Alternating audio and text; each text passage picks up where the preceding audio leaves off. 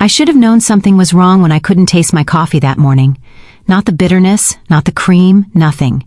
Just hot liquid sliding down my throat while I stared at the kitchen counter, pretending everything was fine. That's what I'd been doing for 3 months. Pretending, my name is Jasmine, I'm 37, and I'd been keeping a secret so heavy it was literally crushing me from the inside out. But let me back up, because the day I collapsed outside my office building in downtown Atlanta, that secret almost died with me. It started as a normal Tuesday. I worked as a senior accountant at a mid-sized firm, the kind of place where everyone knew everyone's business, or thought they did. That morning I dressed carefully in my navy blazer and pressed white blouse, applied my makeup with shaking hands and driven to work listening to gospel music, praying under my breath. "Lord, just get me through today," I whispered, gripping the steering wheel. By noon I knew I was in trouble. The fluorescent lights in the office felt too bright, stabbing into my skull. My colleague Marcus stopped by my cubicle with lunch. Sweet man, always thoughtful, but the smell of his Chipotle bowl made my stomach revolt. "Girl, you look pale," he said, concern creasing his forehead. "Well, not pale, but you know what I mean. You okay?" I forced a smile. "Just tired, didn't sleep well." Another lie, I hadn't slept well in months. The truth was, I'd been secretly donating plasma twice a week for the past 3 months. Not for the money, though the $300 a month helped. No, I was doing it for my sister, Keisha, my baby sister, who'd raised her daughter alone after her ex walked out. Keisha, who'd been diagnosed with lupus and couldn't work full-time anymore. Keisha, who had no idea I'd been lying to my husband David about where I went every Tuesday and Thursday evening, telling him I had a book club. The plasma center had strict rules about frequency, about health, about honesty. I'd stretched those rules. I'd gone too often, hadn't eaten enough, hadn't hydrated properly, because every time I went they paid me and every dollar went into an envelope I kept hidden in my car, marked Keisha's medication fund. David made good money as an engineer, and we were comfortable, but he'd made his feelings clear about Keisha. She needs to figure things out herself. We can't keep bailing her out. He didn't know she was sick.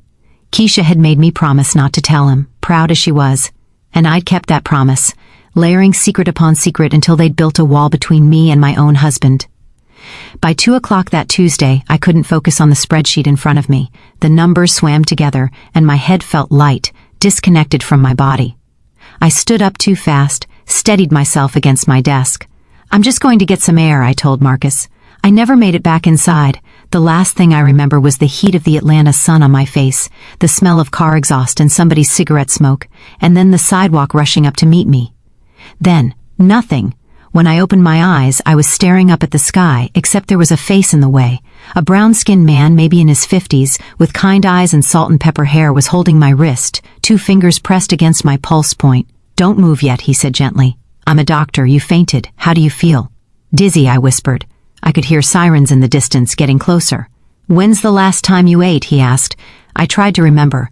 Breakfast? Had I eaten breakfast? "I'm not sure." His eyes narrowed slightly, professional concern radiating from him. "Have you been ill?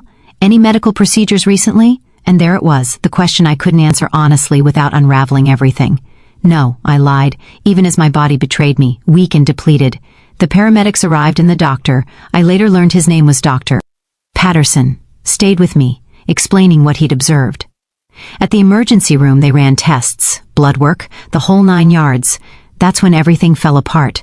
David rushed in 2 hours later, his face tight with worry and anger, an expression I'd never seen before. He stood at the foot of my hospital bed, arms crossed. "They said your iron levels are dangerously low," he said quietly. "They asked if you'd been donating blood. A lot." I closed my eyes. "The nurse asked if I knew you'd been going to a plasma center twice a week." His voice cracked. "Jasmine, what the hell is going on?" I'd never heard him curse at me. We'd been married 12 years. "David, don't." He held up a hand. "Just don't lie to me anymore, please." So I told him everything about Keisha's lupus, about the medication cost, about the plasma donations, about the secret envelope of cash. I told him about the promise I'd made to Keisha, about feeling trapped between my sister's pride and my marriage, about choosing to slowly destroy my own health rather than break my word or force him to help someone he'd written off. "You could have died today," he said, and tears were streaming down his face now. "On that sidewalk, you could have just died. And for what?" "For my sister," I said simply. "I'm your family too." His voice rose then fell. "Did you think so little of me that you couldn't even ask?" That question broke something in me, because he was right. I'd assumed his answer, built a wall on that assumption, and nearly killed myself trying to climb over it alone. The next few days were a blur. They kept me in the hospital, gave me iron infusions, made me promise to stop donating plasma. Dr. Patterson, the man who'd found me, stopped by my room before I was discharged. "I don't know what you were doing or why," he said, "but your body was sending you messages you chose to ignore. Listen to those messages, sister, and listen to the people who love you." When I got home, David had already called Keisha. She arrived at our house with her daughter, tears streaming down her face, furious and heartbroken. "How could you?" she demanded. "How could you hurt yourself like that without telling me? You asked me not to tell David. I asked you not to tell David I was sick. I never asked you to destroy yourself." She was sobbing now. "Jazz, you're all I have. If something happened to you." David stood in the doorway watching us. Then he spoke, his voice rough but determined. "We're going to figure this out together, all of us, like family is supposed to."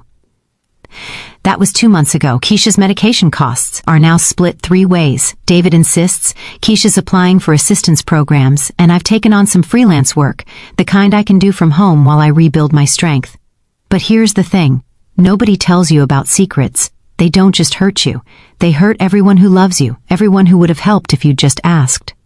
I thought I was being noble, sacrificing myself silently. Really, I was just being stubborn and scared.